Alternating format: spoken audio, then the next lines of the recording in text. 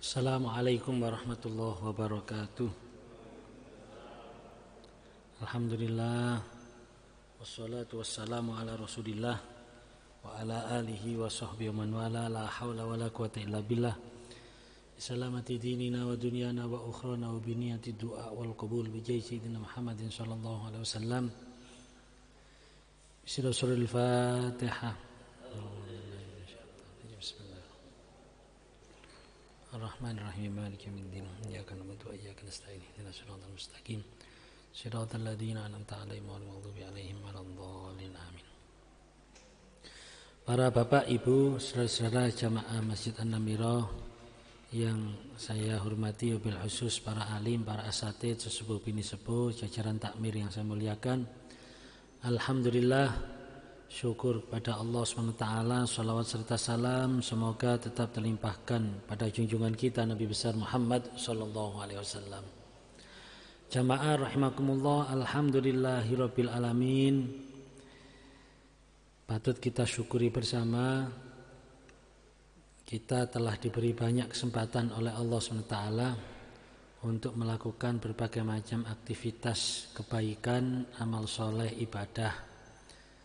Semoga sekecil apapun kebaikan yang kita upayakan dan kita ikhtiarkan dengan berbagai macam kekurangannya benar-benar diterima oleh Allah SWT.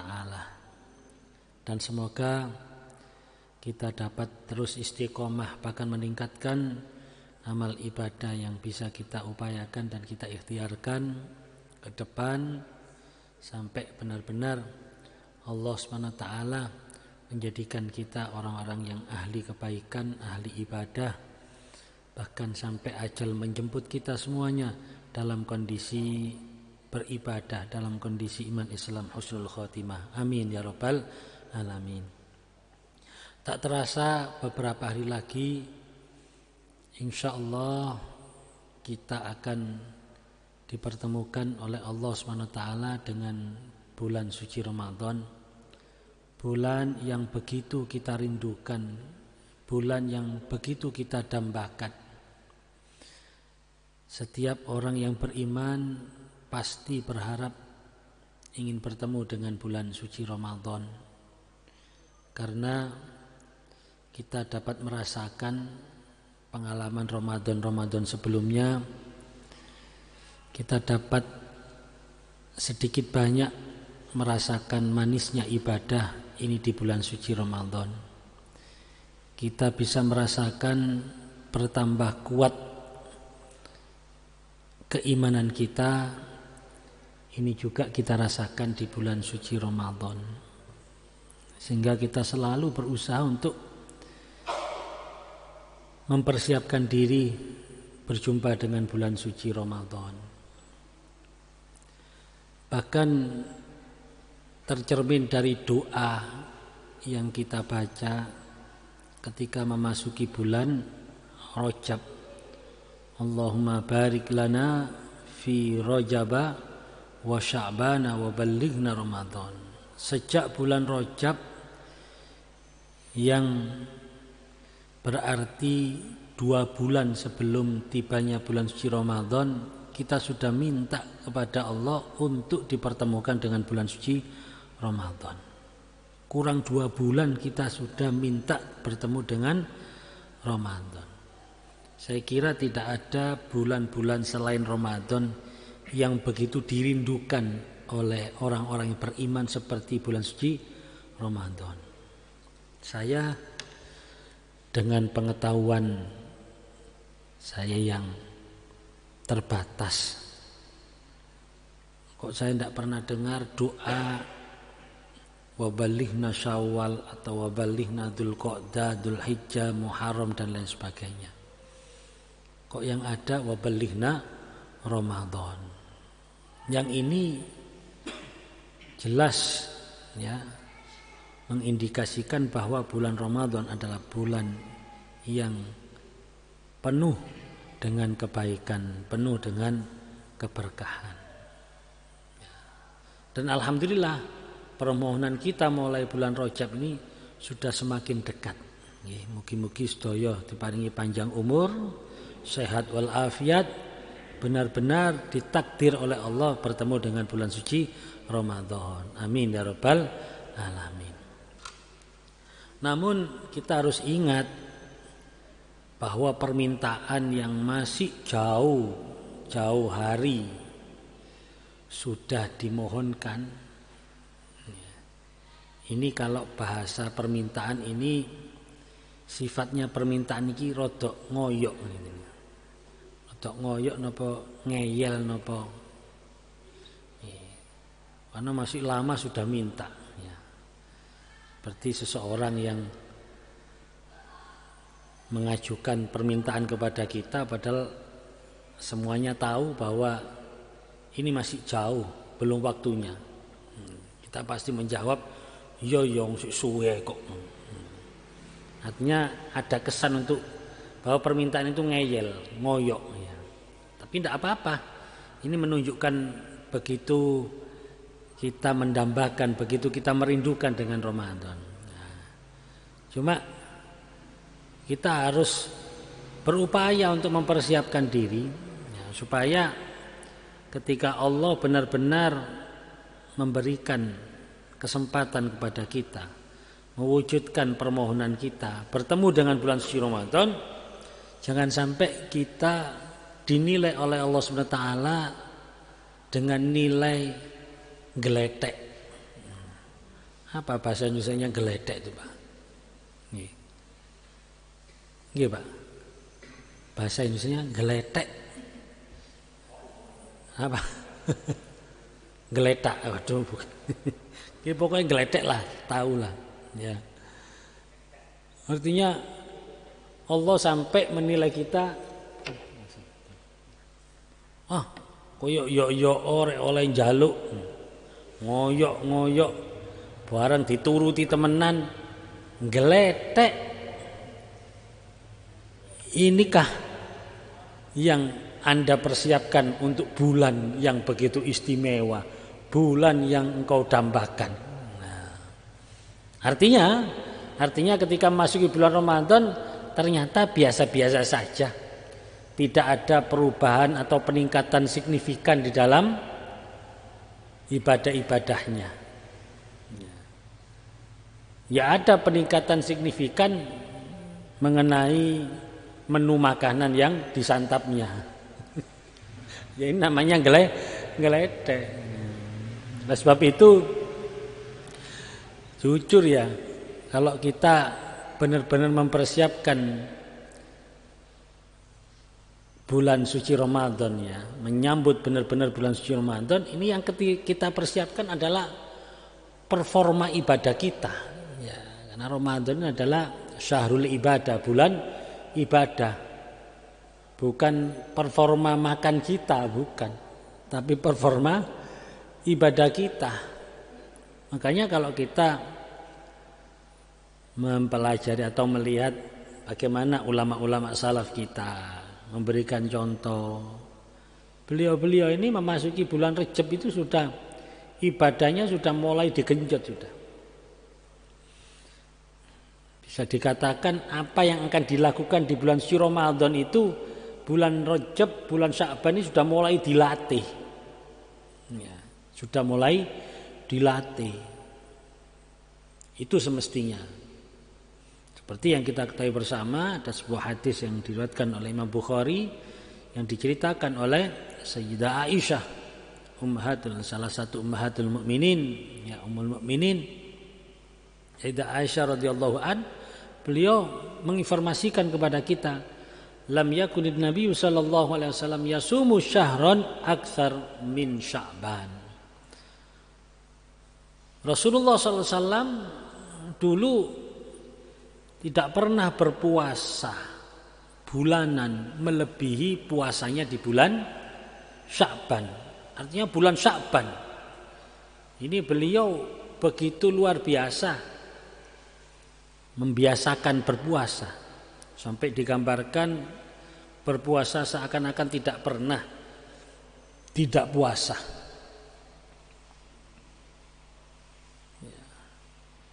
Sehingga ketika memasuki bulan Ramadan, ya puasa ini sudah menjadi sebuah kebiasaan, artinya sudah menjadi aktivitas yang sudah kita adaptasikan. Ya. Karena memang manusia ini ya memang butuh waktu untuk beradaptasi, ada yang cepat, ada yang lambat. Tapi ketika melakukan sesuatu yang di luar rutinitas, di luar kebiasaan, manusia ini butuh adaptasi. Olahraga saja kalau tidak biasa ya, sekali olahraga itu pasti rasanya seperti capek, jarem kabeh, remek rasanya, kram dan lain sebagainya. Karena tidak terbiasa. Tetapi coba kalau ini sudah menjadi rutinitas, sudah menjadi aktivitas yang biasa kita lakukan setiap hari, maka itu akan menjadi ringan, bahkan akan bisa meningkatkan kualitas kesehatan kita, imun dan lain sebagainya. Ini karena apa? Karena memang sudah terbiasa. Lah puasa juga gitu. Puasa ini kalau tidak terbiasa ya terasa berat. Coba kita bisa merasakan ya, awal-awal kita puasa pasti tubuh kita ini terasa tidak nyaman. Ya, kadang terasa tenggorokan kering, lemes, ngantuk, ya. Bahkan setelah duhur itu, waduh, digunakan aktivitas yang agak menguras energi, ya iso teratap-teratap barang soalnya. Kenapa? Karena tidak terbiasa. Ya. Makanya kalau saya ilustrasikan, semestinya di bulan Sya'ban ini ibarat mobil itu sudah masuk gigi 4 mestinya. Jadi Rejab itu 1, 2, Sya'ban 3, 4. Masuk bulan Ramadan ini mestinya sudah gigi 5. Masuk jalur cepat, tol langsung nyampe. Nah, tapi kalau Ramadan baru gigi 1, yaitu masuk di gaspol yang gereng itu ya.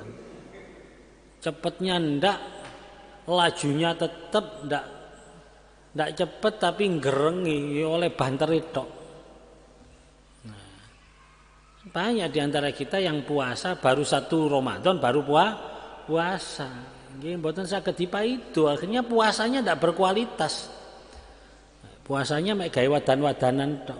Poso sapi mari mangan, sapi, poso wedhus mari mangan, aduh poso badak mari mangan geledak turu tok ini. Ini karena tidak terbiasa, tidak beradaptasi sebelumnya. Sebab itu mari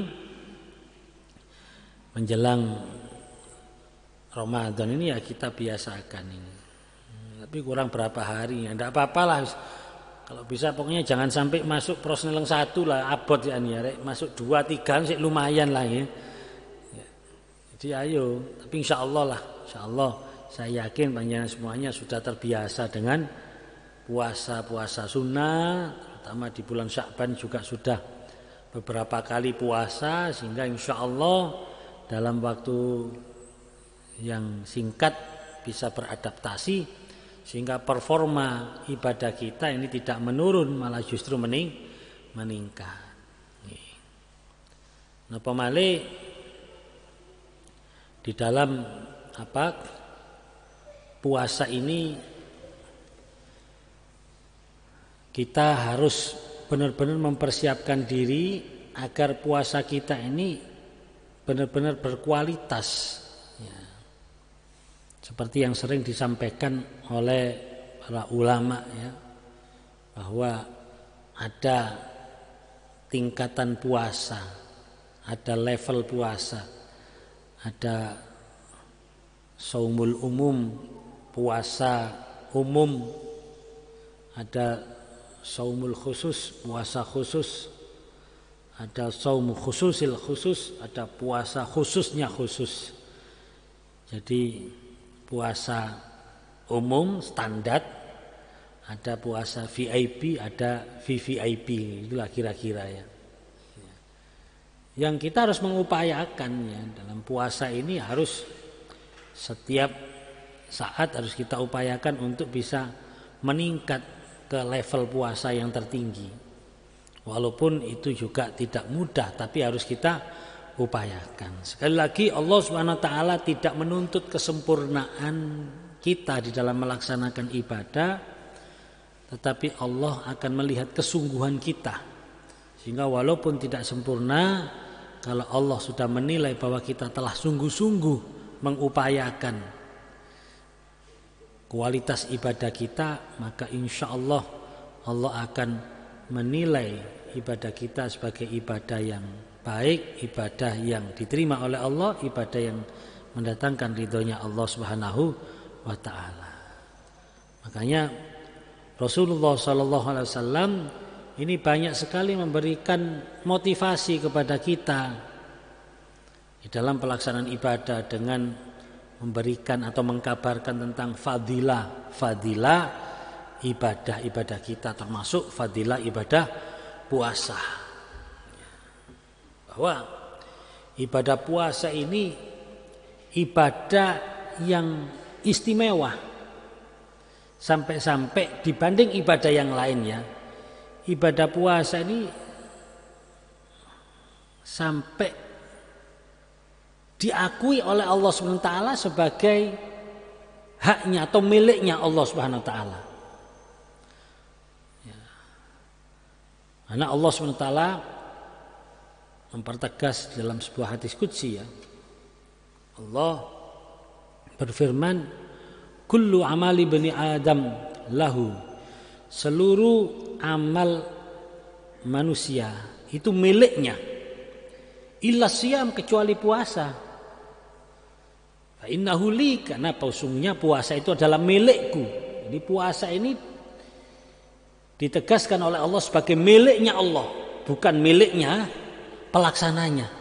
Wa ana ajzibi, dan akulah yang akan membalas puasa itu sendiri. Ini sebuah kekhususan puasa dibanding ibadah-ibadah yang lain. Kenapa? Kok sampai puasa ini dipertegas oleh Allah Subhanahu wa taala sebagai milikku, kata Allah. Wa ana ajzibi, dan aku yang akan membalasnya sendiri. Karena dibanding ibadah-ibadah puasa, ibadah-ibadah yang lain, ya, ibadah puasa ini adalah satu-satunya ibadah yang sulit dideteksi. Beda dengan ibadah yang lain, ya. Ibadah yang lain itu nampak, mudah dideteksi. Ya, katakanlah kalau dalam rukun Islam ada syahadat. Syahadat jelas bersuara, ada suaranya. Bahkan orang-orang yang bersyahadat, orang-orang yang mu'allaf, ya, orang yang masuk Islam itu dipersaksikan syahadatnya. Jadi diketahui, bahkan ada sertifikatnya, ya, untuk mengurus perubahan identitas, ya. Nah, ini ada suaranya, dipersaksikan bisa.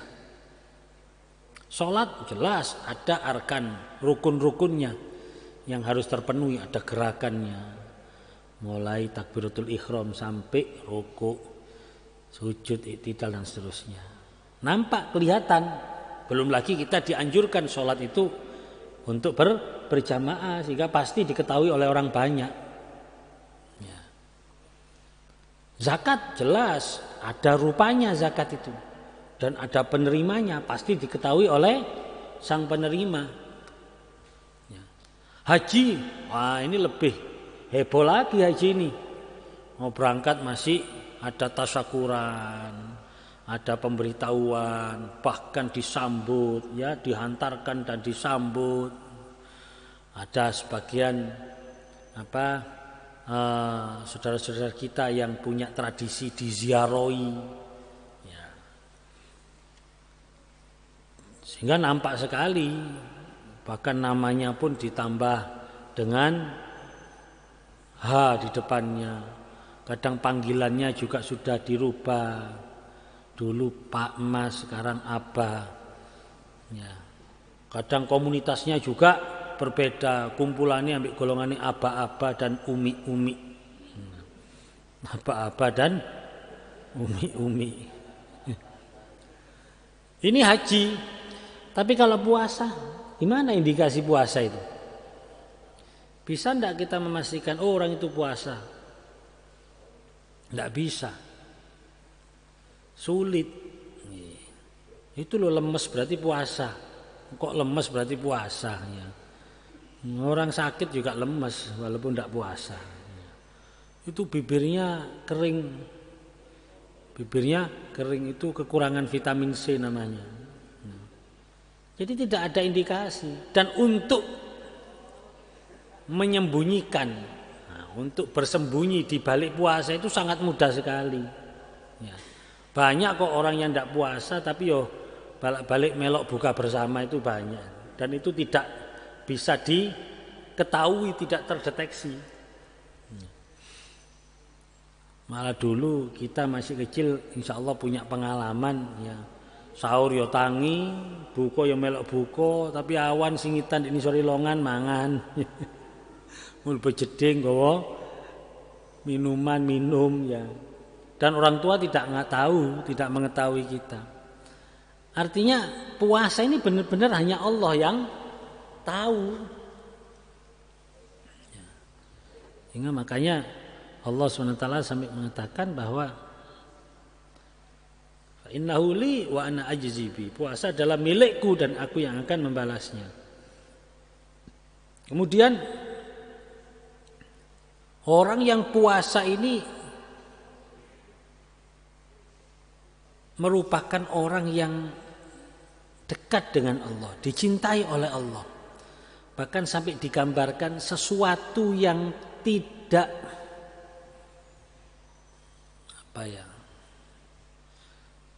sesuatu yang notabene tidak menyenangkan dari orang yang puasa, itu pun masih dinilai baik oleh Allah Subhanahu wa taala.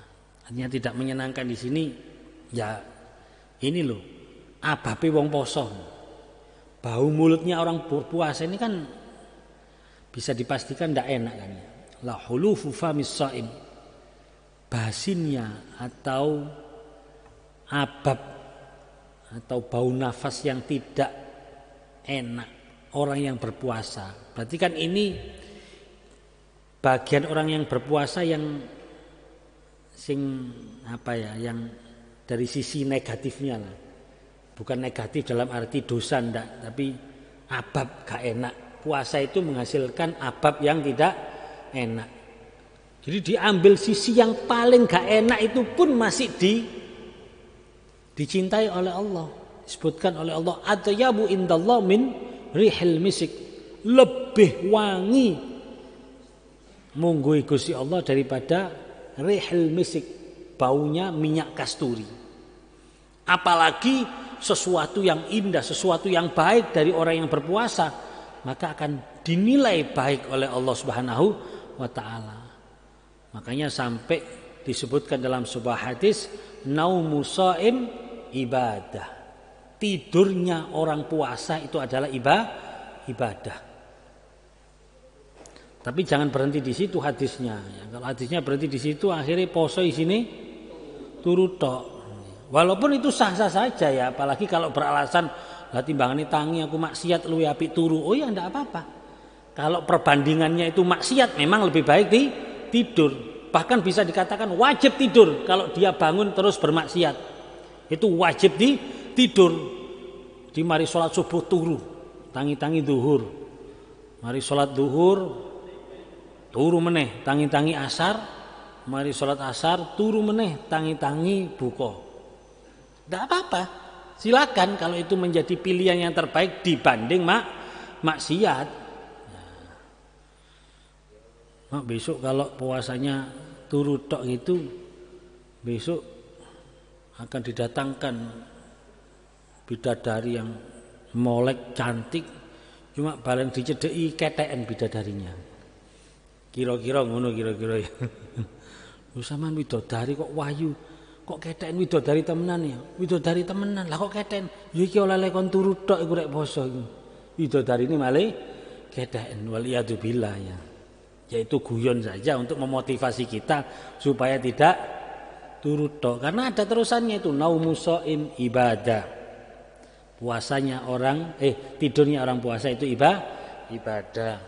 Terus Wa sumtuhu tasbihun. Diamnya orang berpuasa, diam.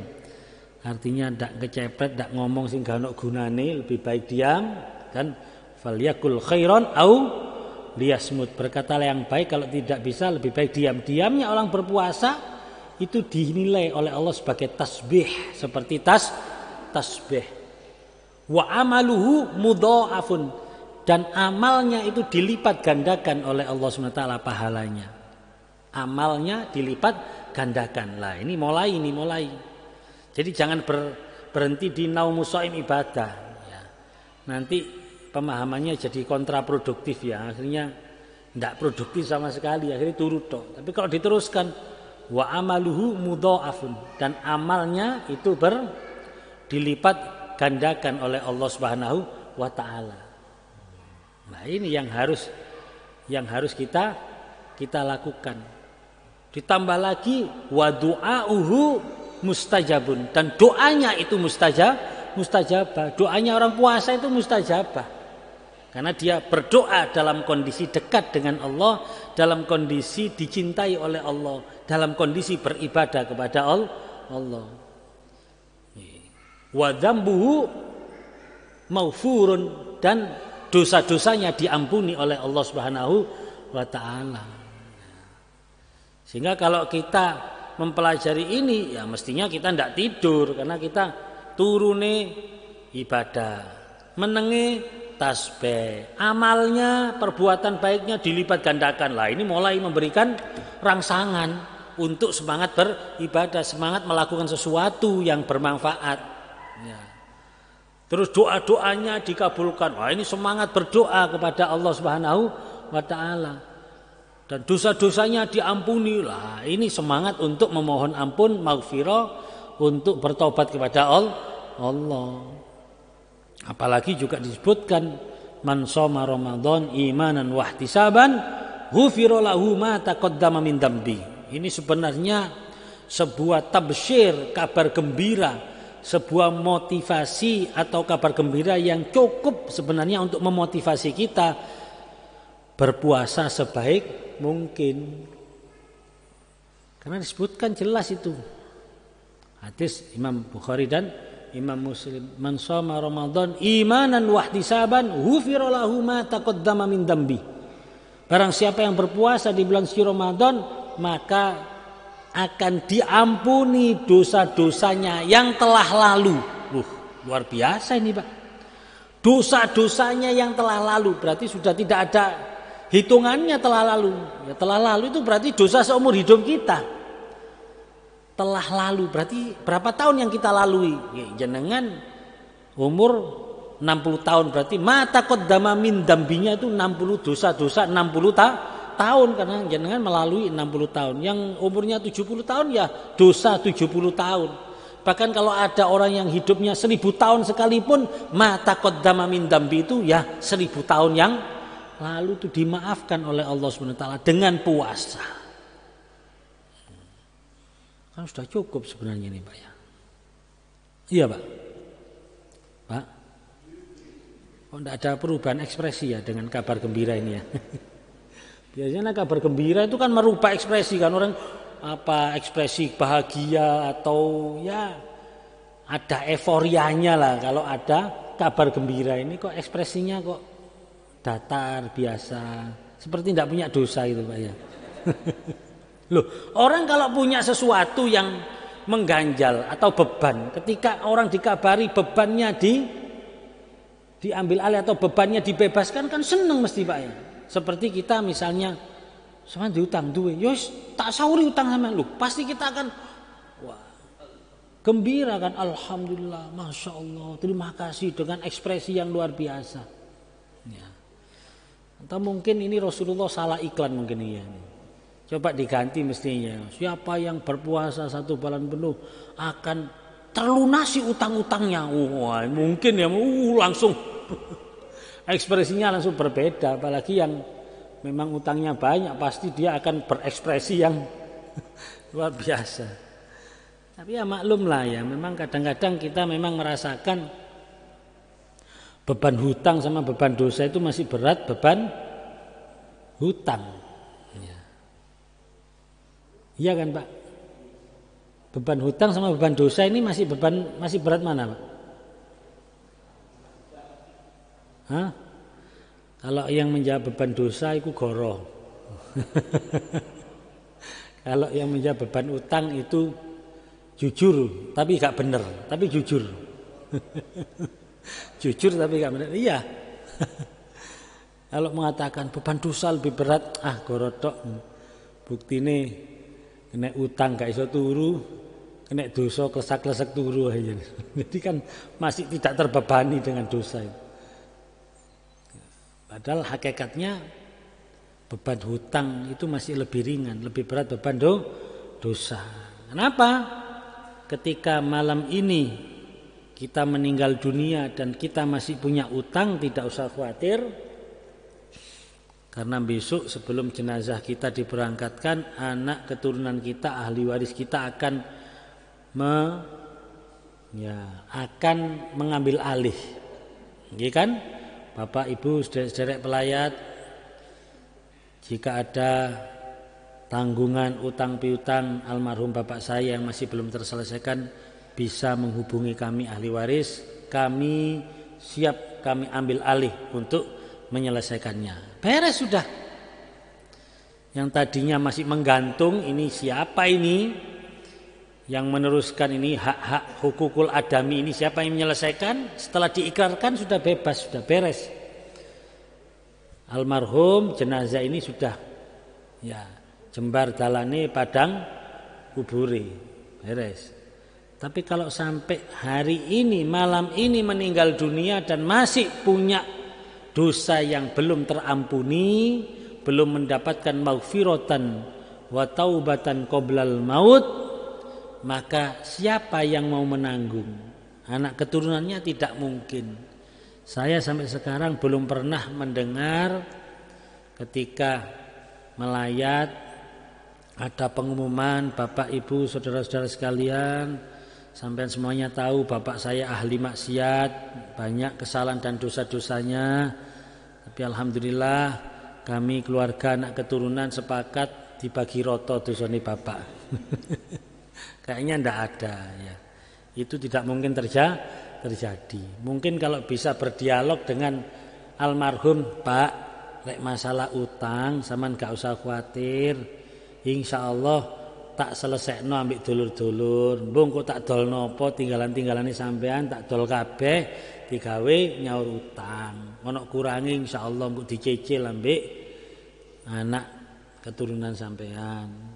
Cuma masalah dosa sepurane Pak yo tanggungan dhewe. Karena kita tidak sanggup nanggung dosa sampean, wong kita sendiri belum tentu kuat nanggung dosane dhewe. Itulah yang pasti terjadi.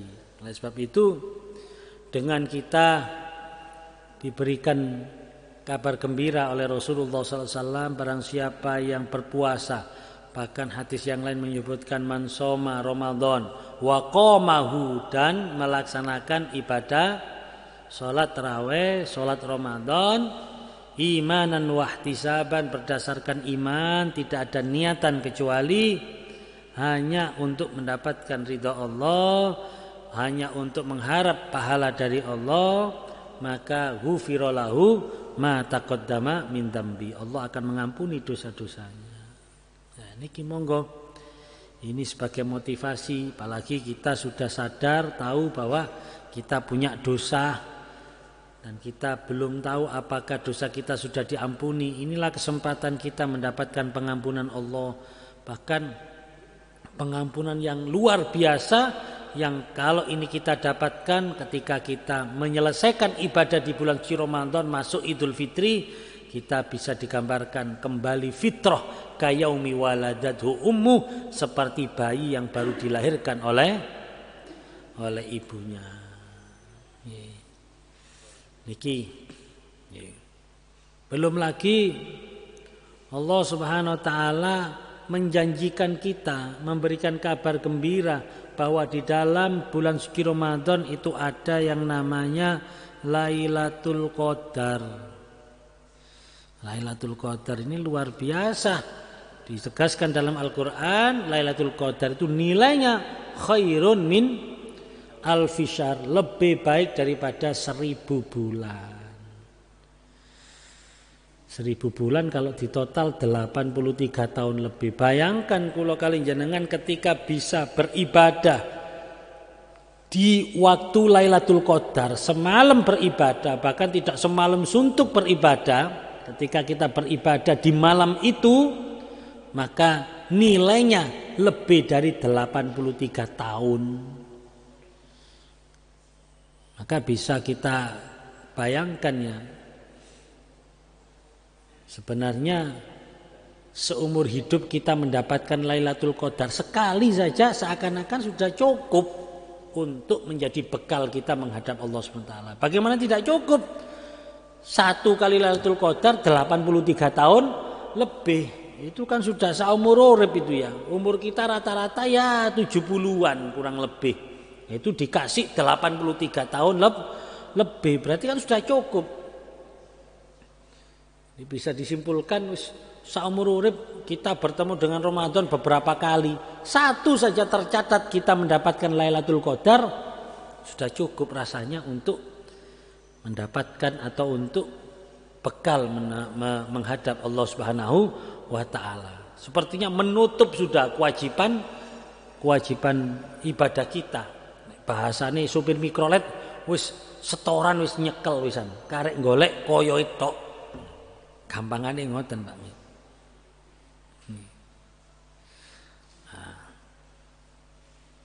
Malam yang hebat semacam itu, yang ini merupakan anugerah dari Allah SWT, niki sudah semestinya jangan disia-siakan kita yang nanti diberi kesempatan masuk bulan suci Ramadan.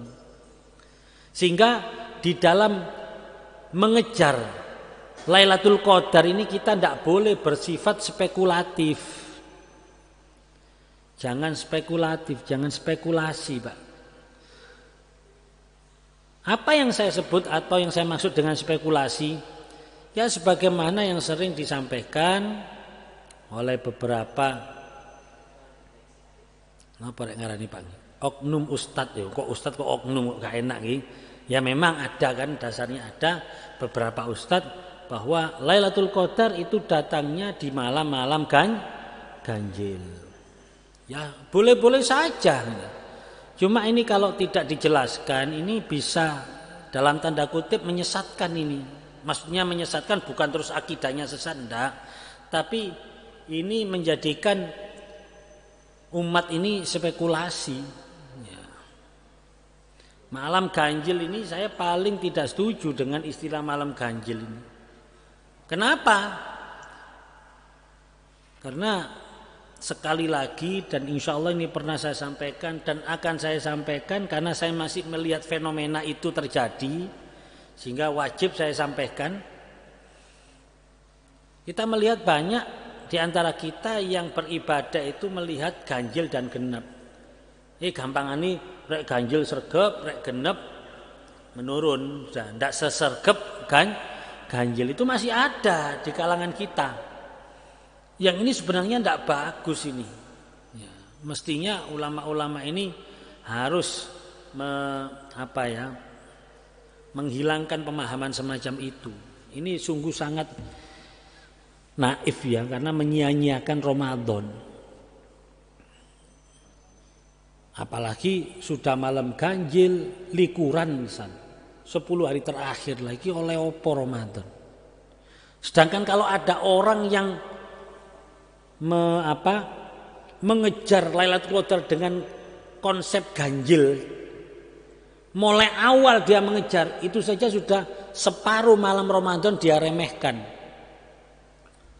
Malam 1, malam 3, malam 5, berarti kan isinya separuh Ramadan itu yang dianggap berharga. Yang lainnya seakan-akan kan genep gak apa-apa, turu wae wis. Bukan seakan-akan seperti itu. Lucu sebenarnya. Ramadan yang kita dambakan, Ramadan yang 1 bulan penuh ini adalah bulan yang penuh dengan rahmat, kok ada malam-malam yang diremehkan oleh orang-orang mukmin gara-gara hitungan genap dan ganjil. Apalagi di dalam menetapkan 1 Ramadan dan nanti mengakhiri Ramadan 1 Syawal, menetapkan 1 Syawal Itu sifatnya ijtihadiyah, sifatnya boleh berbeda. Dan kita sudah pernah mengalami perbedaan. Kalau sifatnya ijtihadiyah, berbeda tidak ada masalah. Karena apa? Orang ijtihad itu salah pun dia masih mendapatkan pahala. Itu kan kita boleh berbeda. Kita dulu pernah kok berbeda. Ya. Ada yang mengikuti sidang isbat, keputusan sidang isbat, ada yang mengikuti sebuah keputusan ormas yang tentunya itu sudah ada ahlinya masing-masing, entah itu Muhammadiyah atau NU atau apa. Bahkan ada yang ikut hitungan aboge, apa itu aboge itu ya, aboge. Ada yang mengikuti aliran apa itu dengan mungkin punya kitab sendiri, punya cara menghitung sendiri. Sing torekot yang di Sumatera sing rambutnya abang-abang, kopiah lincip-lincip ireng gitu ya. Apa itu, Mbak? Apa? Ya situlah, saya tidak hafal saya di sini. Di sini tidak ada insyaallah ya. Loh. Boleh kok berbeda. Tidak apa-apa kok berbeda. Ya. Tidak ada masalah dalam perbedaan. Kalau saya biasa-biasa. Kadang-kadang orang bingung. Kalau sering ditelepon kalau ada perbedaan. Gimana Gus ini kok berbeda ini? Yang ini sekarang, yang ini besok dan seterusnya. Ada 2 versi, ada 3 versi. Ini kan membingungkan umat. Ya saya katakan ya, lu umat sing bingung. Kalau umat seperti saya tidak bingung. Seperti awakmu itu baru bingung. Jadi kan umat bingungan. Kalau saya tidak bingung. Lu kan ini berbeda. Kenapa? Lu gak apa-apa. Membingungkan umat enggak wis enak santai. Ikuti salah satu lah beres tahu semuanya itu ada dasarnya. Ikuti. Posoe A riyane A, posone B riyane B, ngono ae. Sing gak oleh iku posone melok sing kari, riyane melok sing dhisik. Nah, niki madhab Imam Al-Belingan. Belingan namanya, ndak boleh itu. Yes, penting konsekuen saja, kita ndak masalah. Ya. Ndak perlu bingung. Kalau saya itu yang bingung bukan masalah perbedaan itu. Saya itu yang bingung itu yang delok wong sing gak melok poso melok riyo lah, itu yang saya bingung itu. Saya cari ini madhab opo kok gak ono ya. Gak melok poso melok riyo. Kan ada Pak ya modal-modal kayak ngoten iki ya. Itu kalau dikumpulkan lumayan banyak itu Pak komunitas madhab sing membingungkan ngono iku ya. Gak melok poso melok riyo. Sudah. Kalau memang diperbolehkan berbeda, kalau berbeda itu boleh, berarti kan bisa satu Ramadan itu beberapa versi. Wis contohlah katakanlah sidang isbat itu berarti biasanya kalau ndak podo ambek Muhammadiyah, podo ambek NU lah secara garis besar di Indonesia lah katakanlah gitu ya. Hari ini misalnya NU, meneh Muhammadiyah. Berarti kan tanggal satunya kan berbeda, tanggal satunya NU hari ini, tanggal satunya Muhammadiyah besok. Lah kalau semacam itu berarti ganjilnya sama apa enggak? Ganjilnya jelas enggak sama. Kalau ganjilnya enggak sama terus jenengan Lailatul Qadar malam ganjil, ganjile sapa? Ada pertanyaan itu. Kalau kita pede, yo ganjilku koyok bener-bener ro sampean. Wong sampean yo sik ijtihad. Ijtihad itu kata kuncinya wallahu a'lam. Hanya Allah yang tahu. Nah kalau kamu memastikan yo iki, ya berarti kon rumangsa bener. Tibakno pas tahun ini jare malaikat NU kon salah, sing bener Muhammadiyah saiki hitungane. Berarti kon pas tangi, pas genep tok kon gak keduman Lailatul Qadar. Ayo. Wong padha wallahu a'lam sana wallahu a'lam, sini juga wallahu a'lam, hanya Allah yang tahu. Ini makanya kita tidak boleh pede sama hasil ijtihad kita. Kalau itu adalah hasil ijtihad, kita boleh mantap, oke saya melakukan, tetap saya laksanakan. Tapi kita tetap wallahu a'lam, apalagi yang bersifat spekulasi seperti ini jangan. Ya. Kalau saya prinsip saya kalau kepingin Lailatul Qadar, yo setiap malam wis lek ono pasti oleh Lailatul Qadar, karena kepastiannya satu, Lailatul Qadar ada di dalam bulan suci Ramadan. Masalah ganjil genep itu wallahu a'lam. Sehingga wis disikat aja mulai awal sampai akhir, beres sudah. Setuju Pak? Rupanya setuju seperapat meani. Liane masih aliran ganjil berarti. Kalau gitu spanduknya diganti marhaban ya ganjil-ganjil Ramadan. Yang disambut ganjil tok.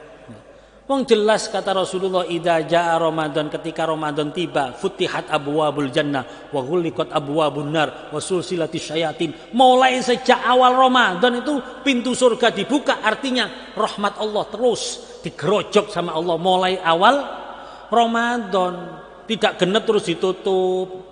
Ganjil dibuka meneh. Iki swarga ta portal iki buka tutup. Ya ndak mungkin. Sudahlah, kita ini tidak usah menyia-nyiakan Ramadan. Sudah cukup gaya-gaya ganjil-ganjil apalagi akhir. Toh kita juga tahu ketika kita masuk satu Ramadan, apakah kita sudah bisa memastikan kalau tanggal 2 Ramadan kita hidup? Tanggal 2 Ramadan kita masih hidup bisa melakukan puasa? Apakah sudah pasti tanggal 3 Ramadan kita hidup? Belum pasti kok, nunggu ganjil. Kalau misalnya Allah membuka rahasia kita, mula kita awal Ramadan ditekani malaikat Israel, Pak, sampean telung dina tok jatah Ramadan. Apakah kita masih berpikiran ganjil dan akhir? Tidak mungkin kan? Sudahlah, satu Ramadan kita masuk, bismillah. Ini adalah mungkin Ramadanku sing terakhir. Ini mungkin hari terakhirku Ramadan. Bismillah, tak maksimalkan. Bismillah, tak entekno. Isuke, awane, sorene, bengine, saya berusaha semaksimal mungkin untuk mewarnai dengan ibadah. Beres sudah, jalan terus 1, 2, 3 sampai saentek Ramadan, ya pasti dapat Lailatul Qadar. Wong maksimal kok. Saya saja yang bertekad setiap tahun, saya bertekad 1 bulan penuh Ramadan saya maksimalkan. Ya si ono ndelewere kadang-kadang 3 ping 4 ping 5 jenenge menungso. Tapi ndak apa. Allah tahu niatan kita kok. Allah tahu kesungguhan kita. Allah tahu keinginan kita. Sebenarnya orang ini, anak ini kepingin Ramadan full istiqomah, Ramadan sempurna. Tapi yang jenenge menungso, dia tidak mungkin bisa sempurna. Tapi Allah akan menilai kita sebagai orang yang sudah berusaha. Monggo Pak, ayo kita tidak usah memikirkan perbedaan-perbedaan. Ayo kita maksimalkan Ramadan semaksimal mungkin. Kita upayakan Ramadan ini menjadi Ramadan yang penuh dengan warna ibadah. Semoga Ramadan tahun ini menjadi Ramadan yang terbaik untuk kita, menjadi Ramadan yang bisa menghantarkan kita menjadi orang-orang yang mendapatkan maghfirah dari Allah SWT sampai kita kembali fitrah seperti bayi yang baru dilahirkan oleh orang tua kita. Dan semoga Ramadan ini akan menghantarkan kita menuju ridho dan surga Allah SWT kelak di akhirat. Amin ya rabbal alamin. Mungkin niku ingkang saged kawula sampaikan, mugi-mugi bermanfaat. Kurang lebihnya mohon maaf yang sebesar-besarnya. Wallahu a'lam bishawab. Walafu minkum. Assalamualaikum warahmatullahi wabarakatuh. Subhanakallahumma wa bihamdika.